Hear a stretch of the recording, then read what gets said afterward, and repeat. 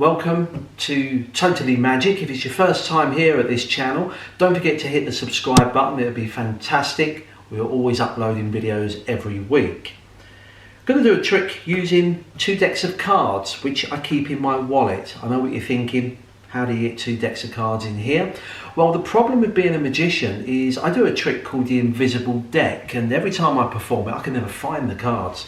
And I end up with packets that are missing cards, and that's what I've got in my wallet. I've got 2 remaining decks, one red, one blue. As you can see, they're not the full deck. Let me show you what I've got. I've got the red cards here. They are just a small packet of red cards, as you can see on here, and we also have an identical blue deck of cards. Okay, blue backs. Give me a colour, red or blue? Red. Okay, I'll use the red and you can use the blue. Now, it really doesn't make much difference, and I'll explain why. Because if we take a look at your cards and my cards, they're both the same, like for like. For example, you've got in the middle the 9 of diamonds. I've got a 9 of diamonds. You've got an 8 of diamonds there, and I've got an 8 of diamonds. I've got a 2 of clubs. You've got a 2 of clubs and a 4 of spades. So like for like, we've got the same cards. What I'm going to do on my cards is I'm going to mark the back of one of these cards, but I don't want you to know which one. Okay, so I'm going to take a pen and just make a mark on the back. Okay, so I've now marked a card on the back. Now, it stands to reason I didn't mark this Jack of Spades. I'm going to get you to choose a card in a moment.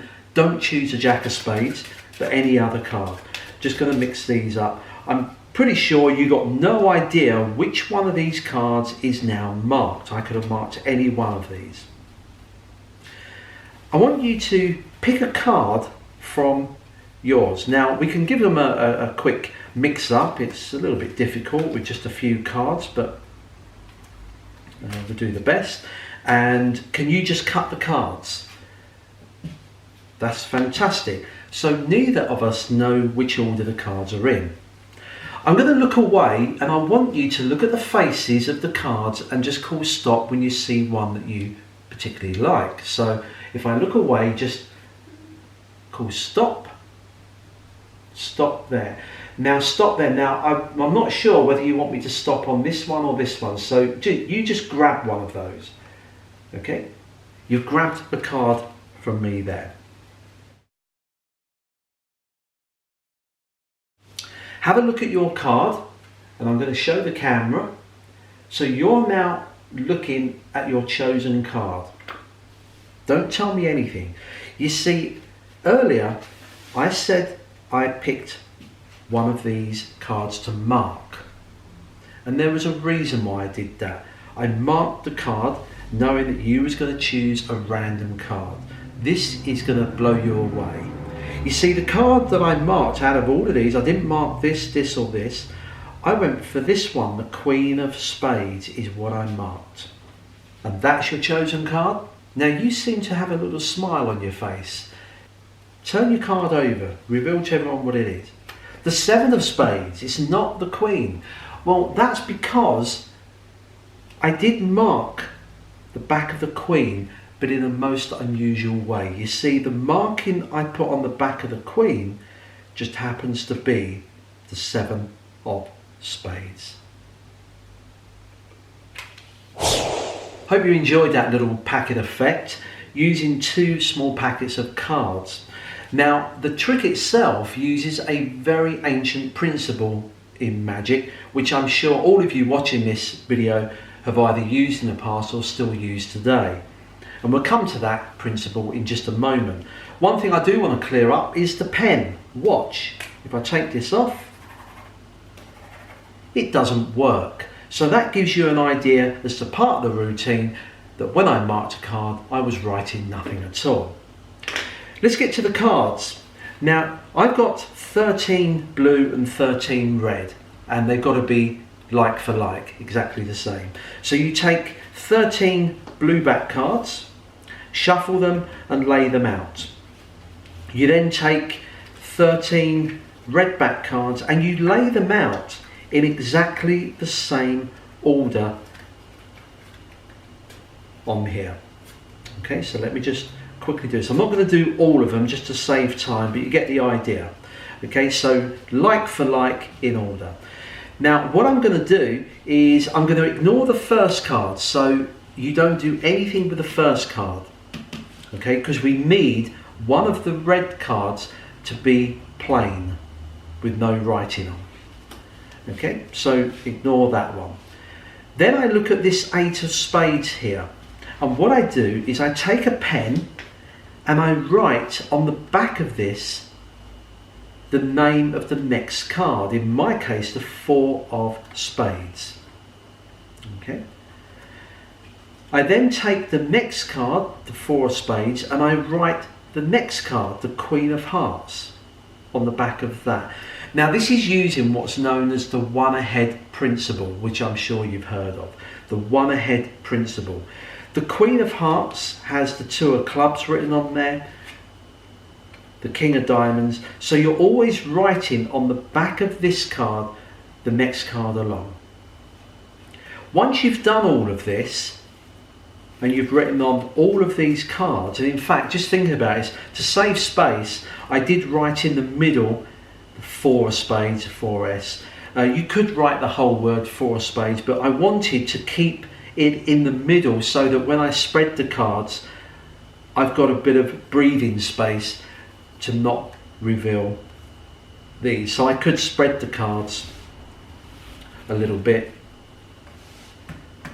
so that they don't see the markings. I did think after I wrote these cards out that to make it more visually appealing to the audience, instead of me writing 4S, it may have been better for me to draw a little picture of a spade on there and maybe a heart there and then a club here, just so that when they see that they know exactly what it is. But this will do. Once you've written on all of these, remember this one doesn't. You can shuffle these up as much as you like. Basically you don't want these cards to be in the same order as these, so they're totally mixed up. I then put the one that doesn't have anything on the back to cover that up. That goes away and you're ready to start. These cards here, you gather these up and you can cut these and complete the cut. You're not going to mess the order up of these, as you know, by cutting a stacked deck, but they've got to remain in this order, otherwise the trick won't work. Now if you watch the routine, it is as I performed it. So you bring the cards out, you're going to use Magician's Choice to make sure they get the blue cards and you get the red. I always use the saying, give me a colour. If they said blue, okay, I'll use the red ones and you can use the blue, etc. So you pick up these, you can turn these over and you can spread their cards to say we got cards that match like for like.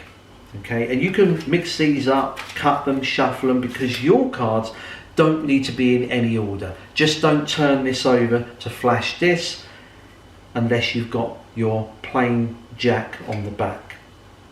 Now what I tend to do is with the jack at the back, I say I'm going to write on one of these cards. I shuffle the cards with the faces to them because I want to get the jack to the face. I then put them in the palm of my hand and I'm going to pretend to write, I don't say the word write, I say I'm going to mark the back of the card. Now this is a good thing about the routine, because they don't know what's coming next. When I say I'm going to mark it, they may think I'm putting a tick, a large cross, or my initials. They got no idea what I'm actually writing. So I say I'm going to mark the card. Of course this doesn't write, there's nothing going on there.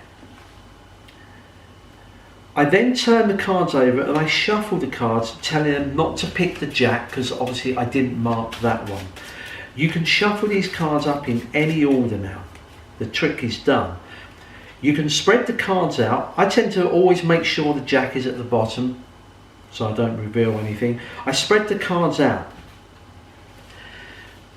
When you gather their cards up, You can cut the cards, complete the cut. You can do what I did, hold the cards up and get them to say stop on there, or you can just hand them the cards and say take a card. It's up to you. The only thing you've got to do at this point is when they take a card, you cut the cards at that point. Okay? Now that's their card. You couldn't care less about what card they've got. Okay? In fact, they've got the 2 of clubs. You're not interested in that. What you're going to do, as you take the cards and put them away, you're going to glimpse the bottom card of this little packet. That's it, just glimpse it casually, put those away, because I saw that the Queen of Hearts is there. Remember the one ahead principle. I'm going to choose the Queen of Hearts. Gather the cards, square them up and put those away. The trick's done. This will always be correct. They turn that over, it is the 2 of clubs, they think you've got it wrong. But remember, you said you marked a card. You didn't tell them what type of mark, but it was a special type of mark because I actually marked it with the letters, the 2 of clubs. And there it is there.